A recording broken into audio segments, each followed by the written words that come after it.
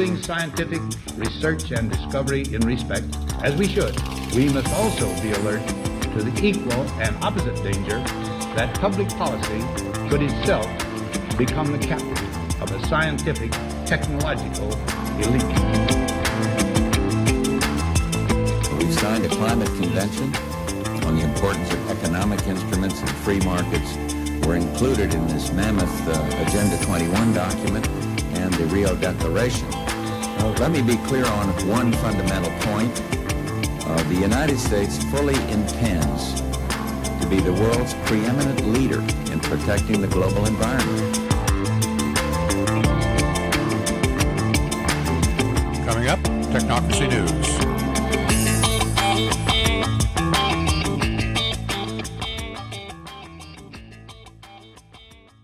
This is Patrick Wood for Technocracy News and Trends. Today is March 3rd, 2019.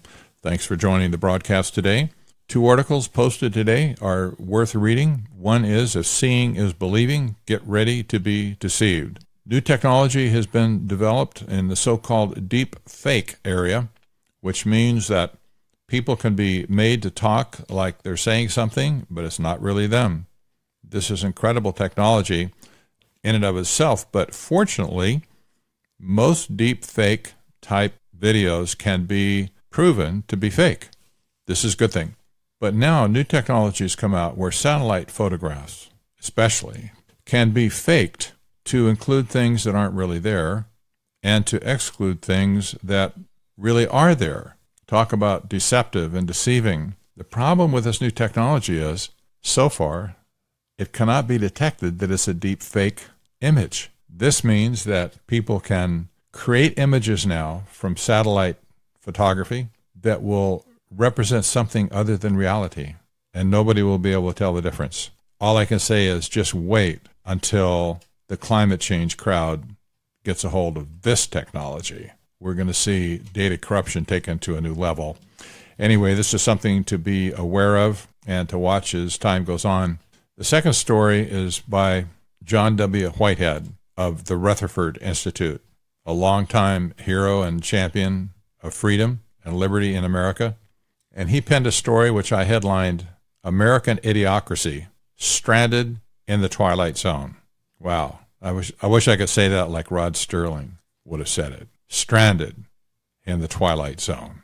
Well, this story points out a lot of crazy things that are happening around the country today and compares it to The Twilight Zone, the famous series by Rod Sterling way back when, which was science fiction, of course, but his 30-minute programs that was all over national television for years was actually a social commentary on many problems that he saw in the world back then.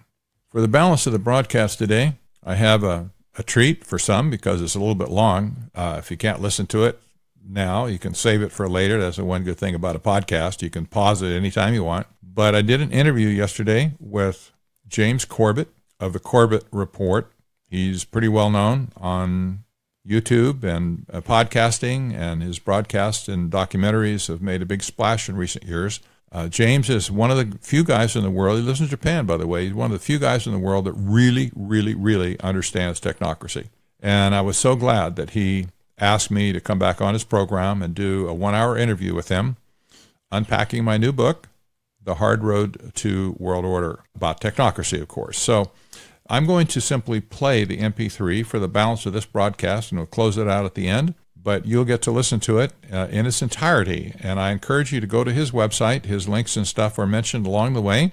And you can see the video. You can go to technocracy.news and also find the link to the video on YouTube if you want to see the actual video, of course. But in the meantime, here is the audio from that interview, and I do hope that you will enjoy it. These people want you to believe that they're doing you a favor by holding on to some resources for your children and grandchildren, maybe they aren't even born yet, which is absolutely ludicrous. Why would you trust somebody after you're dead? Why would you trust these people to manage what's rightfully yours, or should be, to make it available to your children and grandchildren and great-grandchildren? That is so stupid, in my opinion. It's absolutely ridiculous. Anybody should just reject it straight out of hand. You're listening to the Corbett Report. Welcome, friends. James Corbett here, CorbettReport.com. Today is the 2nd of April, 2019, and today we are honored to be joined on the line once again by a repeated CorbettReport.com guest. We are talking to Patrick Wood. He is an author and researcher. He is also the editor and site operator of Technocracy.news, a valuable information resource that I'm sure listeners will have noticed I do reference from time to time, because there's a lot of information about the very important topic of technocracy, which of course has been the central guiding point of our previous conversations with Patrick Wood. I'll put the link in to those previous conversations in case you haven't listened to them yet. I think those are some important conversations. And of course, if you have seen Why Big Oil Conquered the World, you will have seen Patrick Wood already. So, Patrick, thank you very much for joining us on the program once again. Although it would help if you unmuted. I'm sorry. I have a cough button and I just forgot to do that. I'm so sorry. Great to be with you, James. Thank you. I've been doing this for 12 years now, and I still do that on occasion, so you are forgiven. Well, today, unfortunately, we're talking about a very serious topic once again. We're talking about the subject of your latest book, Technocracy, The Hard Road to World Order, which I believe came out late last year. As I mentioned on the podcast quite recently, I have only just finished reading it. It is an important book. I do heartily recommend it, so we will direct people to that, and I'll put the link in so people can purchase their own copy of this book. But let's start by talking about the topic. I know you've explained this so many times, it must be so incredibly boring for you, but on the flip side of that coin, you must be very good at explaining it now. I know my audience already knows about technocracy, but I know there are new people joining the audience every single day who may not have heard of this word that is not part of the regular lingua franca of discourse these days. So, can you explain to us in a nutshell, what is technocracy? I can. Technocracy was a movement started back in the 1930s, primarily by scientists and engineers at Columbia University, not exclusively, but that's where they started. That was during the Great Depression, and they thought that capitalism and free enterprise was dead and on its last legs, and they took it upon themselves to create a new economic system that would step in where capitalism and free enterprise left off. It was to be a resource-based economic system, and it was to be controlled or, let's say, accounted for by energy, not by money, not by a price-based economic system like we're familiar with today, but rather by energy. So how much energy did it take to make this shirt, for instance, or these eyeglasses or whatever? That would be the price that I would pay for something, depending on the energy that went into it to make it. This resource-based economic system never caught on in the 30s and 40s like they'd hoped it would, was primarily really rejected by the end of the 30s and certainly into the 40s it was rejected. However, a lot of it, its principles kind of made it into the New Deal, and several of the technocrats of that day ended up in the administration working on behalf of technocracy. But technocracy was resuscitated by Zbigniew Brzezinski around 1970 when he wrote his book, Between Two Ages, America's Role in the Technotronic Era. And I should go back and reiterate, too, that technocracy proposed a system of scientific social engineering. That was a term they kind of came up with. What does that mean?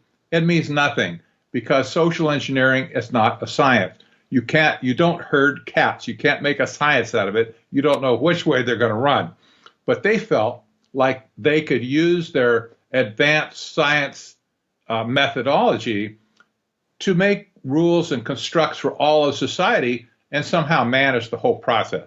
I don't think that's ever going to happen, by the way, and I expect you probably don't either. But that's what they had in mind. So Brzezinski brought back into the intellectual realm this whole idea of technocracy.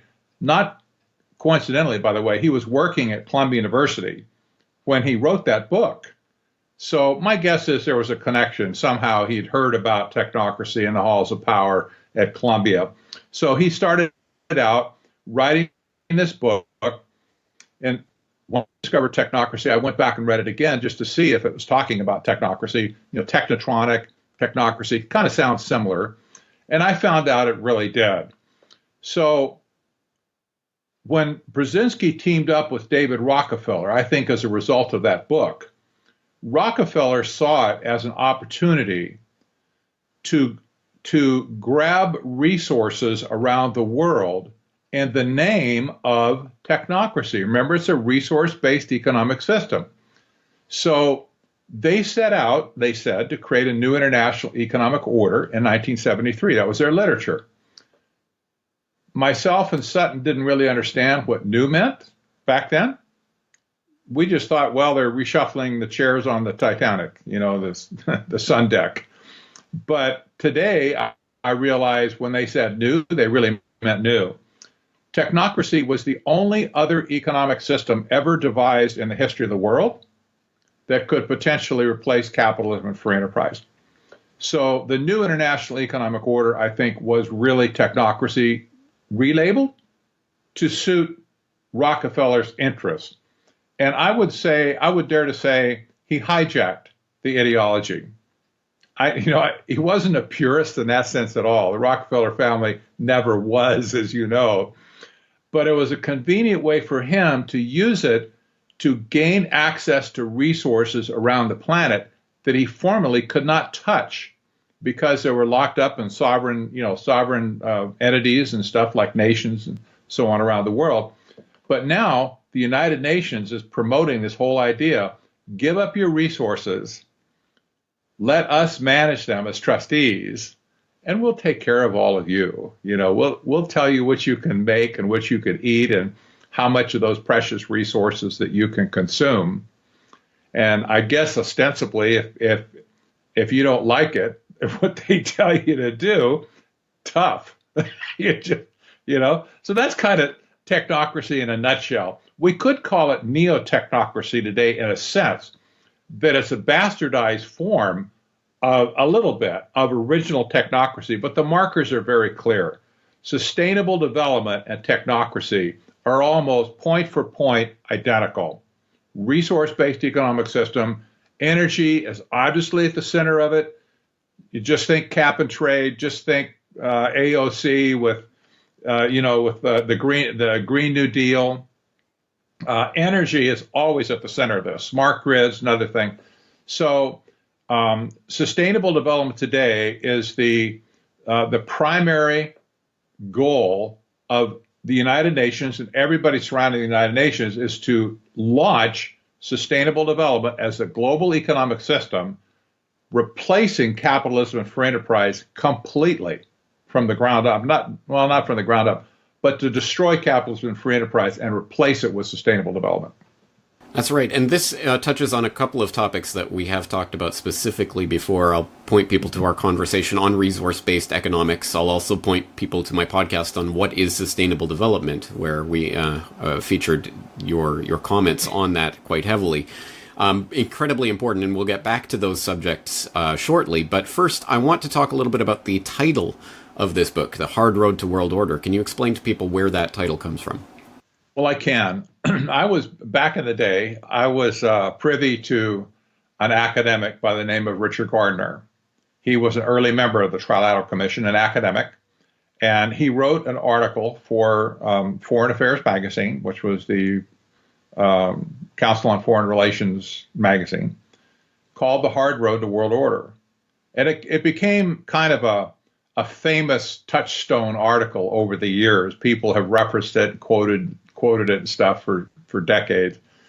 And nobody ever really answered Richard Gardner, in my opinion, correctly.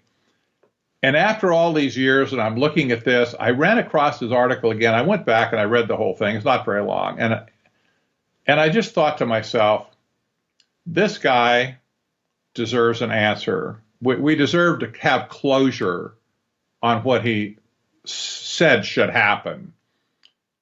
That's partly why I chose the title. It's partly why I wrote the book, is to say, yep, this is what they said they were going to do, and this is exactly what they've done. Well, as you've pointed out, this is a globalist ideology. It's about creating a new world order based on a new economics system. And, of course, part of that is reflected in the fact that technocracy is not necessarily, certainly is not only being promoted in the West. It is being promoted everywhere around the world. But perhaps most interestingly, and more fully developed form at this moment in China, which may be surprising to some who think simply of China as communist China. Well, it's more like technocratic China, and this is something that definitely lines up with a lot of the research I've been doing on China over the last several years.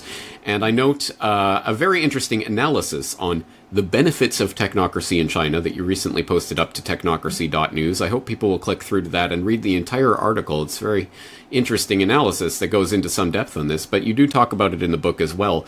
Tell us a little bit about the roots of technocracy in China and why the technocratic dream might be realized there first. Well, we have to go back to really understand it. We have to go back to the mid-1970s when Jimmy Carter was president, and Zbigniew Brzezinski was his national security advisor. That was a period of time. That was the first iteration, I should say, of Trilateral Commission control over the United States trade mechanism. It was a clean sweep when Jimmy Carter got elected. It's like they were all members of the Trilateral Commission. It was incredible. Carter, Mondale, all the cabinet members except one at one point in time were members of the Trilateral Commission. It was like old home week, for these people. And Brzezinski was the guy that picked Carter in the first place. He later wrote and admitted that and said he was very proud of it. But Brzezinski was the guy who brought China back onto the world stage economically in 1976, in particular when he met with Chairman Deng at the time, and all the initial diplomatic things that had to be done to bring China back into the global stage economically. That's where China got its start. I will suggest very strongly that in that day, Brzezinski and the rest of the trilateral crowd saw that, because Rockefeller had a love affair with China, by the way, for decades, going all the way back to the early 1900s. I would suggest very strongly that they implanted the seeds of technocracy way back then, because all of the engineers, all of the companies that they sent over there to do the redevelopment work or the infrastructure work to build China up, they were all connected to the Trilateral Commission. This was incredible. I studied this, I scratched my head and I studied this back then. You had, for instance, Bechtel Engineering, the largest private engineering company in the world, based in San Francisco. Bechtel Engineering had accomplished 18 major infrastructure projects in China before it was even legal to be there. They should have been, they should have been arrested, in my opinion, for consorting with the enemy, but they never were. They never got touched. Nobody ever raised an eyebrow. But that's the sort of thing that you saw back then. So all the companies that raced over there to set up manufacturing firms and do these giant infrastructure projects, they were all the companies associated with the Trilateral Commission. So we see over a period of time that China morphed away from being a communist dictatorship. The trappings are still there. They morphed into a technocracy. The earliest reference I can find, third-party reference to that, was a Time magazine article in, I think it was the year 2000, maybe 2001. Surprisingly so. It's called The Revenge of the Nerds, I think. A stupid title. But the article said China was a technocracy, that its Politburo had all been converted into advanced scientific degrees, not just ideological people, but they were engineers and scientists of various kinds, and that they were applying the scientific methodology to engineering China, just like technocracy said back in the 1930s. And they were doing it nilly-willy with no constraint whatsoever. So essentially, all Brzezinski had to originally do was shake hands with one guy. There was no parliament. There was no pesky bureaucracy. There was no rules that were at odds with what he wanted to do. So China took the baton, if you will, and they ran the race. And now they have fully converted into a classic technocracy. The global elite now recognizes this, James. People like Dr. Parag Khanna from Singapore, for instance. He openly talks about China as a technocracy. And this guy ought to know he's a technocrat. He wrote the book Technocracy in America. So if people like that, world-class global scholars, are calling it a technocracy, it's good enough for me.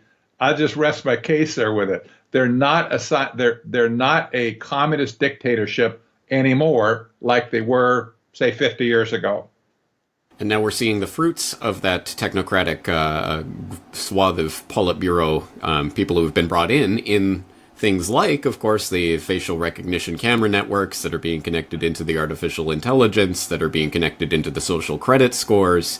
All of this dystopian nightmare is coming to fruition in China, and we're watching it develop. And now, of course, China is exporting that technology, for example, to Venezuela and other places where they're bringing in the identity cards that are based on Chinese technology. So it's all coming together in a rather horrific way. And I want to quote specifically an address that Chinese President for Life, Emperor for Life, Xi Jinping, made at the Belt and Road Forum in May 2017 that you quote in the book.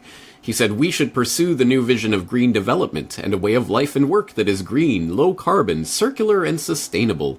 Efforts should be made to strengthen cooperation in ecological and environmental protection and build a sound ecosystem so as to realize the goals set by the 2030 Agenda for Sustainable Development. We will set up a big data service platform on ecological and environmental protection.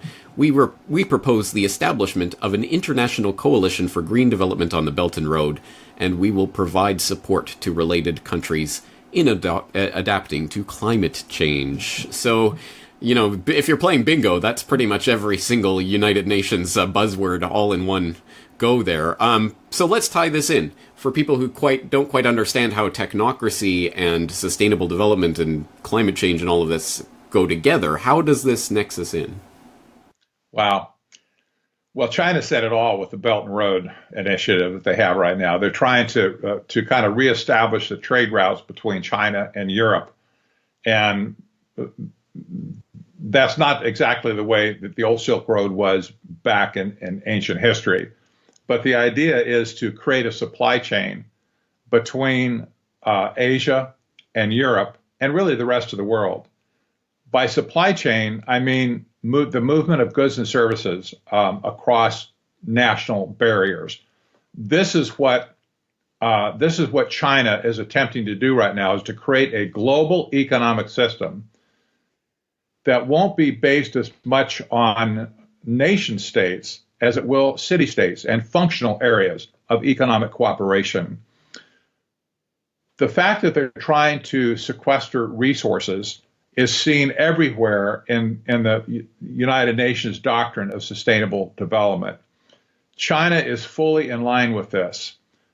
The problem is that citizens of the world, especially in our country, but in Europe, increasingly so in Europe, and some in India, don't want sustainable development in their nation. They don't want to accept an alternative economic system, so they're resisting it. The only way that they have a chance to force it into existence is to scare people with some type of a scare tactic that will drive them into the only solution that's being offered, which is sustainable development. That driving factor is global warming. This is the fear-mongering boogeyman that they present to say, oh my gosh, the world is going to come to an end in 12 years if we don't take drastic action today. That's what the Green New Deal was all about. We got 12 years to sort it out, folks, or we're all dead. So you better get busy, and you better, use the political power you got here to drive us into sustainable development.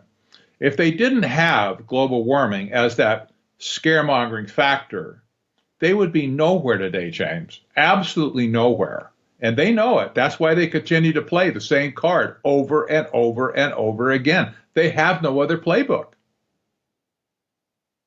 Let's tie this into that new international economic order, whatever it is that the trilaterals were talking about decades ago and that is coming to view with this neo-technocracy. And let's talk about the resource-based economic system as opposed to the price-based system that we have today in relatively free markets, of course, not quite free, but at least freer than the technocratic vision. What is the resource-based economic system, and how does energy and energy supply and energy production play into that?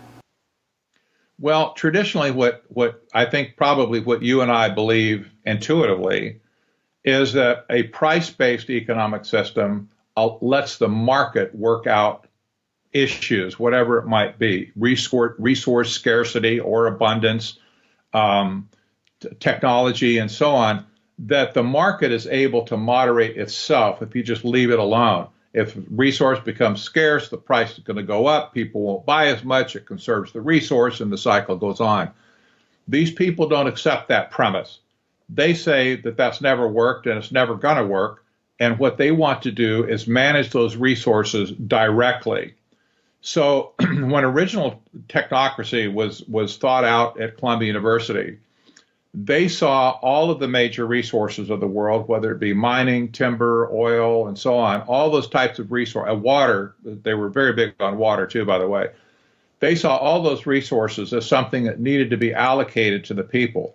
The way that they were going to allocate those to the people was to create an energy-based currency. They called it energy script, where a forecast would be made for a period of time, like a month or a quarter, a forecast of how much energy could be produced during that period of time.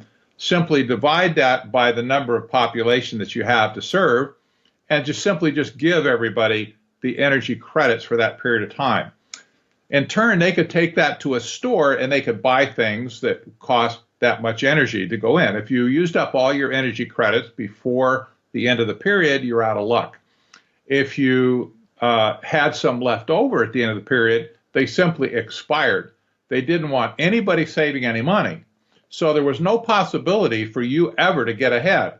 You just have to live at the instance of the technocracy, if you will. You'd receive your energy credits supposedly like clockwork as every new forecast was made going down the road. And you'd have no inheritance. You'd have no private property built up. You'd have no ability to do anything. But as they said, well, you have lots of time for arts and crafts and music and whatever other things hobbies you might have. But this was crazy. Now you got to think about it. If you don't have the right to have any resources, okay, they don't let you have any resources and save them up. Where are they going to go? Who's going to have them? Who's going to control them? It's not you. And if all the people that technate over a period of time send out all the resources, land and whatever other resources they have, you end up with zero, and the people end up with zero, and they end up with everything. That was the plan. That was what they thought was the goal. They figured mankind is too selfish to manage the resources himself. He needs help. I'm here from the government, and I'm here to help you, right? You need help in spending these resources wisely so we don't run out. And I'm reminded that Gru Harlan Brundtland, in her book that led to Agenda 21 in 1992, the doctrine is called Our Common Future. The statement that was throughout her book is the whole purpose of sustainable development was to preserve the resources of the day for generations tomorrow, like future generations. So they have enough. We don't want to be selfish with our resources. We want to make sure that your children and grandchildren have something to enjoy when they're born, like later on. This reminds me of the old Popeye cartoons from years ago, where Wimpy was the big, heavyset guy, loved to eat hamburgers, and he would always come up to Popeye and say, I'll give you $2 next week for a hamburger today. It's like, he never gave any money back, but, he had lots of hamburgers.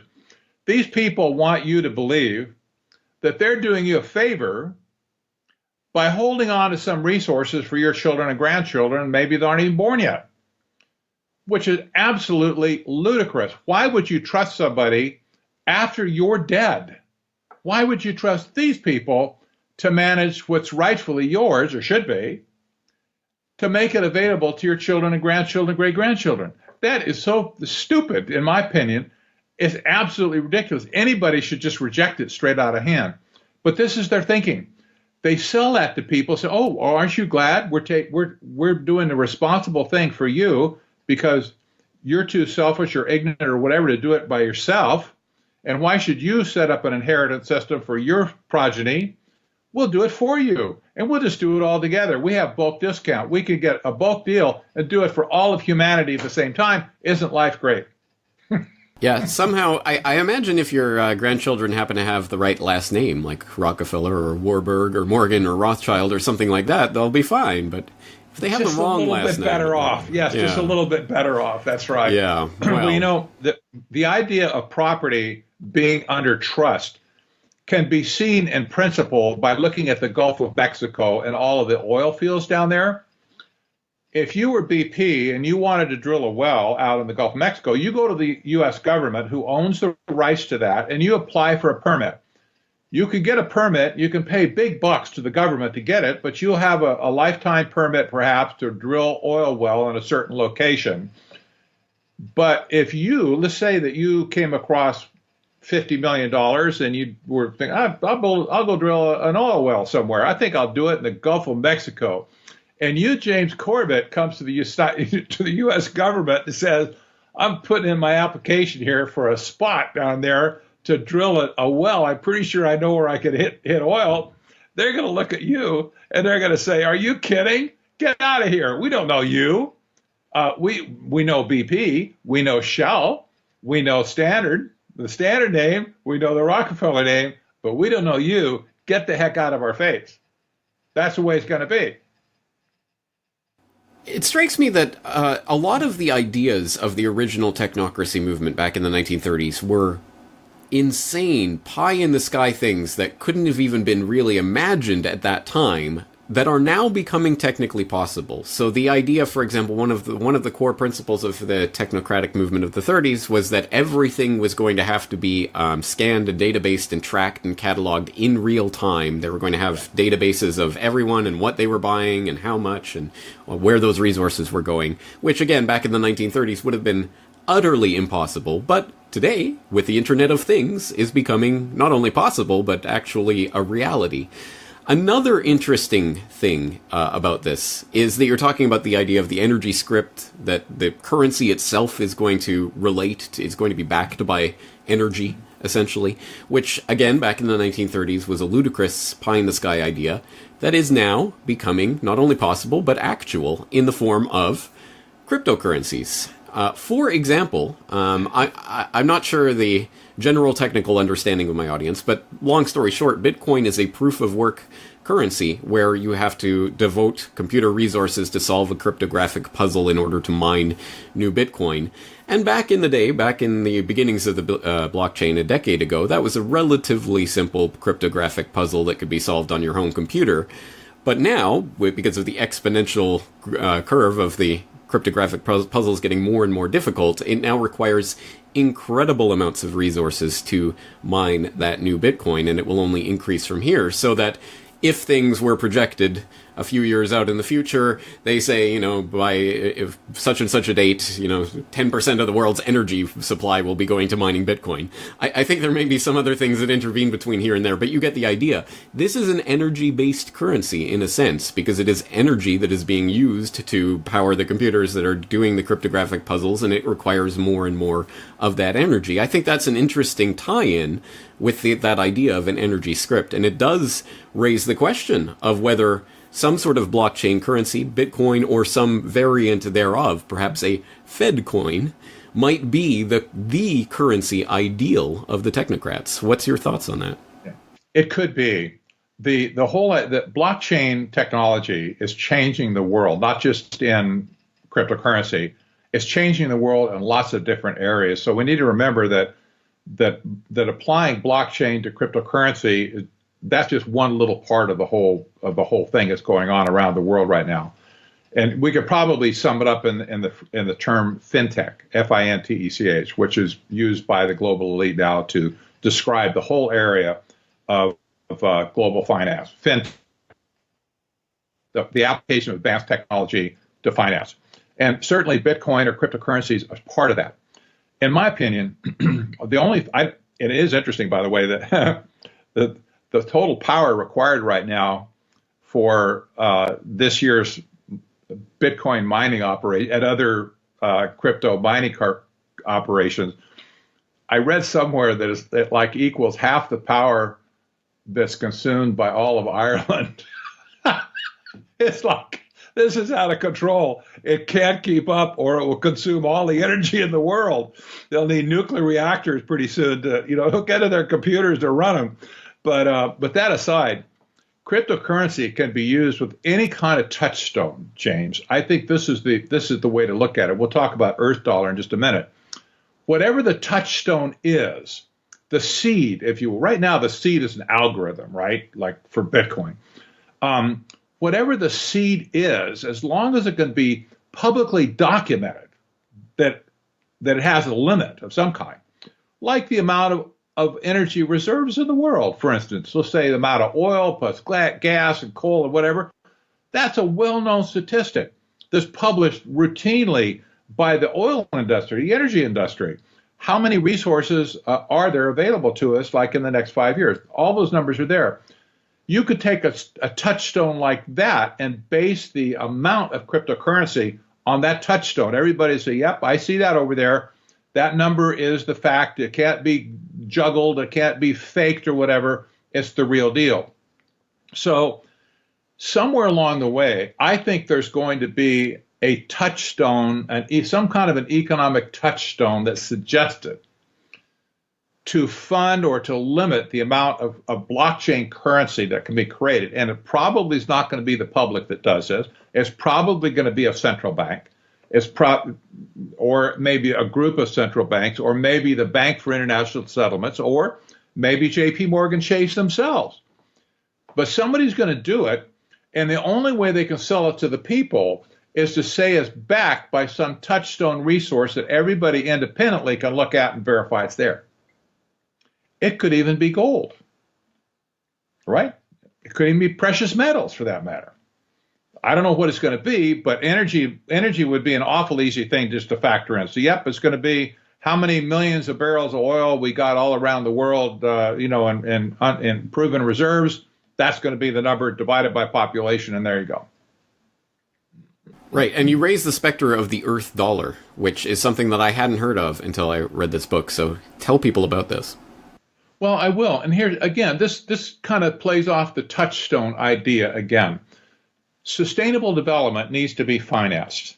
AOC, with a Green New Deal, brought up the idea it's going to cost something like, $30 trillion, I think she said, to do all the stuff she wanted to do.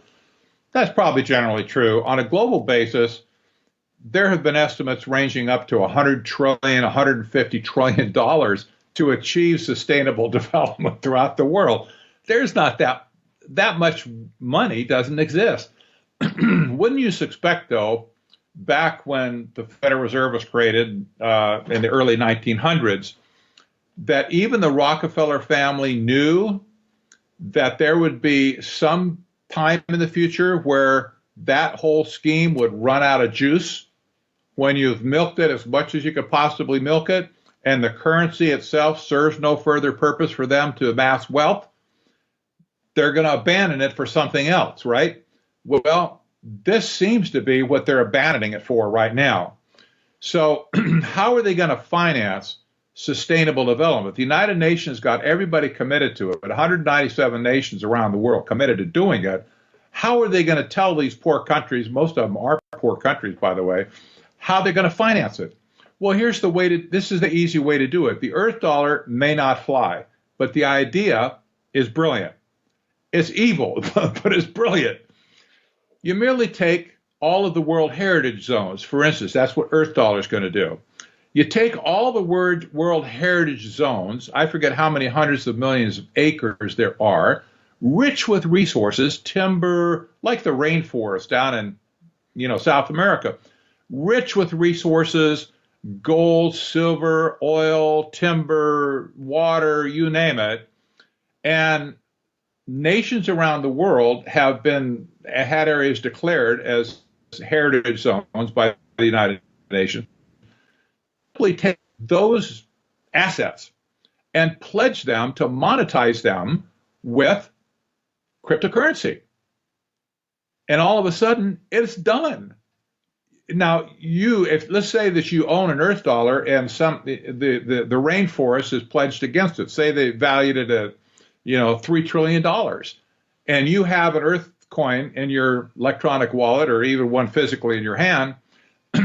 You'll never see even one pine needle or one leaf from the rainforest, right? You're not going to go down there and stake a claim. I don't care how many you have. So on one hand, it's a completely mythical formulation because nobody's ever going to go claim it. But on the other hand, people say, oh, it's backed by those resources. Those are resources that are owned by the world resources. Why not? Pledge them to the currency. It backs the currency. You can expand the currency as much as you want every time you bring in some new global resource, like the ones taken away from you and me as we go along, and convert it into heritage zones or national parks or whatever other kind of cockeyed scheme the government could come up with to get more land out of our country. That land can be pledged to something like the Earth dollar, and boom, presto, money to spend on sustainable development. That's really what caught my attention to put that in the book and describe it. Earth dollar itself may not fly. It looks a little bit weird to me, but so did Bitcoin when it first started.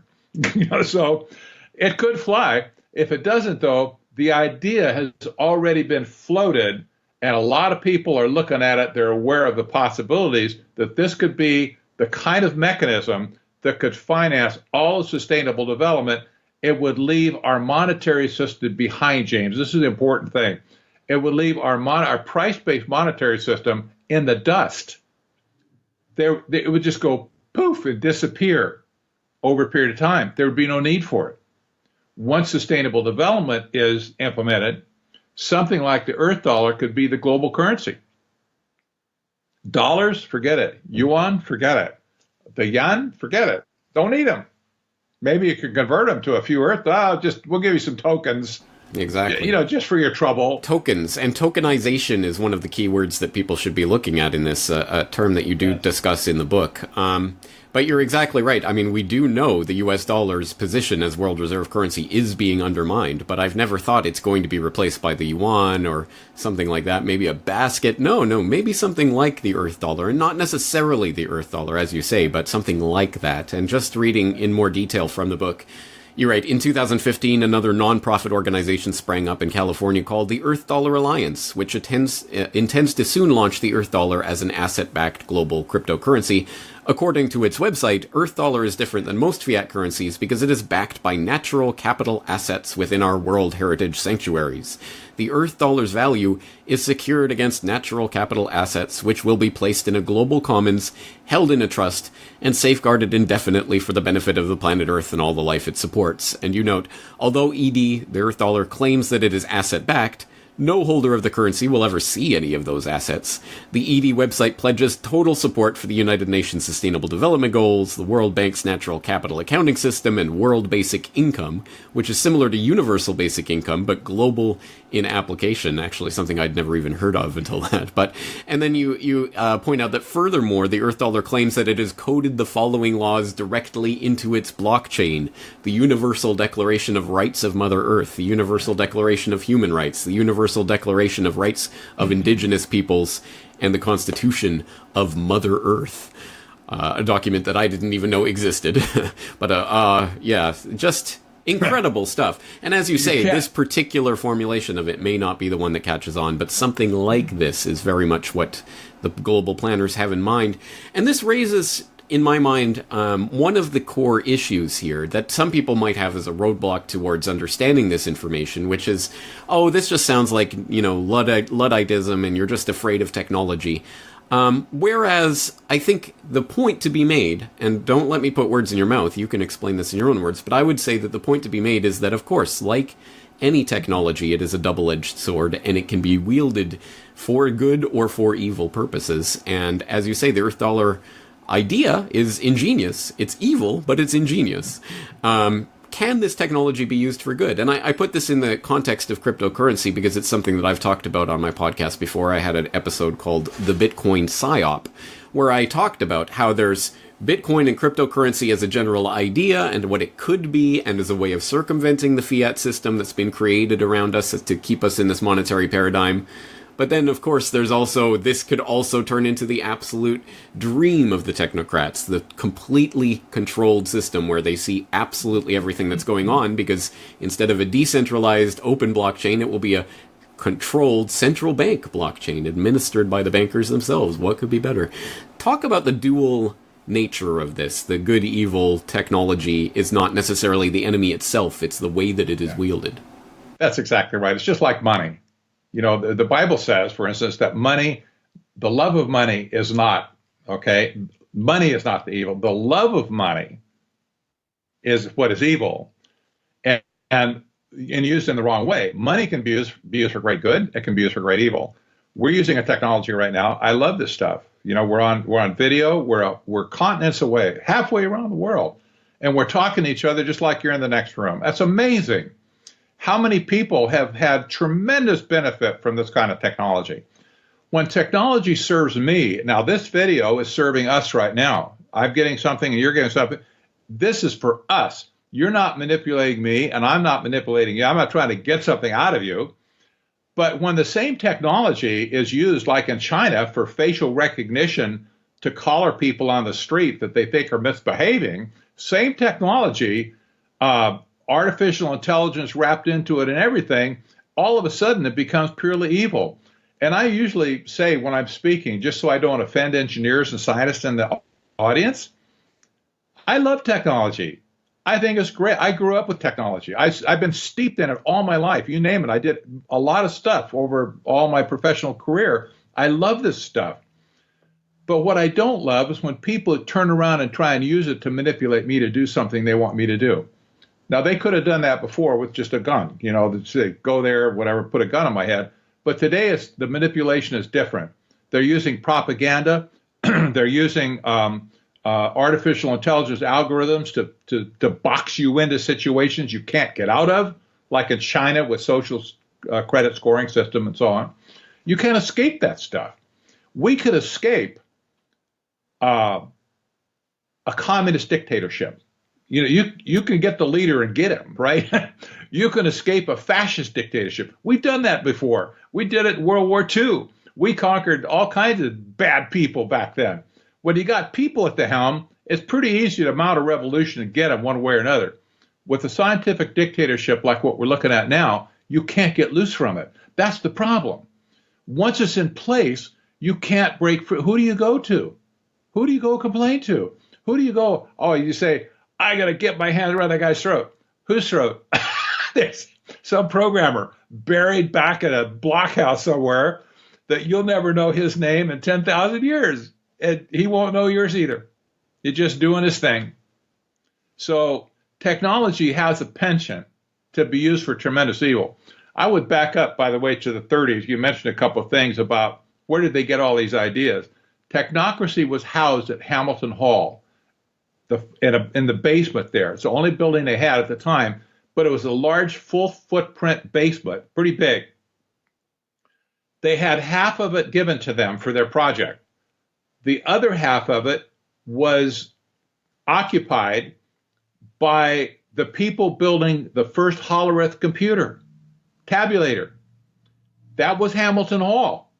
They rubbed shoulders with these brainiacs that were building the holograph computer, and I don't think for a minute after reading something about these guys were geniuses. They were visionaries. They saw where the thing was going, and this is where they built their first machine. They rubbed shoulders with the technocrats over on the other side of the building. I am certain of it. How could you not? You got to get hungry and go to the cafeteria for a meal, for Pete's sake. You're going to rub shoulders with them. They picked up all kinds of stuff that they applied to technocracy. Say, well, maybe we can't do it today, but it's coming because our buddies down there are building it right now. And it'll just be maybe 5 or 10 years down the road, we're going to have a lot of stuff. And they did. Now, 50 years down the road, 60 years down the road, it's just gone exponential. I think they saw that. Yeah, Aldous Huxley was obviously swimming around in the scientific stew of the day, part of the famed Huxley eugenicist family, but was he indirectly involved with technocracy that you know of?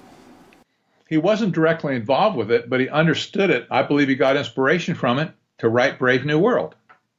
You know, you go back, I've read it a couple of times since on the last few years. I just have to keep going back and look at it because it's just amazing how closely he picked it. Well, I'll tell you how he got cross-pollinated. The president of Columbia, his name was Nicholas Murray Butler. They called him Miraculous Nicholas or something like that. But he was like a hobnobber, a globetrotter, a name dropper, and he loved to be part of the upper echelon of wherever it was. He spent about half his time in Europe hobnobbing with the people in Europe. One of his best buds in Europe was Benito Mussolini, by the way, which that didn't turn out too well for him. But he made the rounds in Europe, and when technocracy came to Columbia, it was the newest, the latest and greatest stuff that ever had happened, so he thought. So he spent the better part of a year telling everybody in Europe how wonderful technocracy was going to be, until they discovered that one of the promoters of technocracy that was down in that basement was a complete fraud and didn't even have an engineering degree at all. He just conned them. And when he found out that, he drop-kicked technocracy out so fast and so hard, their heads must have been spinning for 6 months. Randolph Hearst did the same thing, by the way, the guy that controlled all the newspapers over here. He realized that he'd been played across the country for stories and journalists and stuff that were sucking up to the technocrats.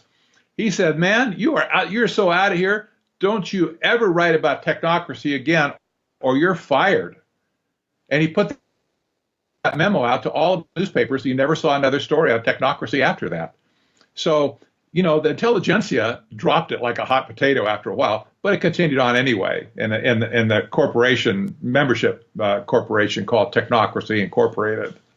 Yes. All right. Well, more details on that story from Why Big Oil Conquered the World, obviously also in your previous book, which we have talked about before on the podcast. We'll direct people once again to Technocracy, The Hard Road to World Order, which contains a lot of the details and names and dates and figures and facts and books and names and all sorts of things that people can get into the nitty-gritty. Obviously, we're just skimming the surface in a conversation like this, but I hope it at least whets the viewer's appetite to delve more deeply into this, because there's so much to uncover here. Such an important part of history and now current ongoing current events that most people don't even really realize is happening. So my hat's off to you as always for digging all of this up. Patrick, are there any final thoughts you'd like to leave the viewers with today? You know, I don't really think so. This entire subject area is becoming more and more discussed in America, finally. More journalists are writing about it than ever before. I'm really pleased on that. I don't know how much credit I can take for raising the bar in the journalistic world and some of the academic world, but you see the term thrown around now by responsible people in the right context, and I'm really glad to see the discussion starting. It gives me a little bit of hope that America will have another chance to reject technocracy. And I hope they do, because if they don't, we'll never break the shackles of scientific dictatorship. My opinion. Exactly. Well, this is the game for all the marbles. All right, let's direct people once again to technocracy.news. Patrick Wood, thank you very much for your time today. You're entirely welcome, James. Thank you. Available now from CorbettReport.com. Oil. The 19th century was transformed by it. The 20th century was shaped by it, and the 21st century is moving beyond it. But who gave birth to the oil industry? And what are they planning to do with that power in a post-carbon world? Heirs to an oil fortune join the divestment drive. There is a price to carbon in their future. The negative impact of population growth. That is important not only for the planet, it is important for the business. What do you see as the biggest challenges in conservation? The growing human population. How and why big oil conquered the world. Watch the documentary for free or purchase a DVD copy at corbettreport.com/bigoil. Well, there you have it in its entirety. James Corbett interviews Patrick Wood. I hope you enjoyed the entire podcast. The links that James gives to his website are very useful, especially the documentary on big oil. It was a fantastic production, and I hope that you can get over there to view that as well. Until next time, I'm Patrick Wood for Technocracy News and Trends.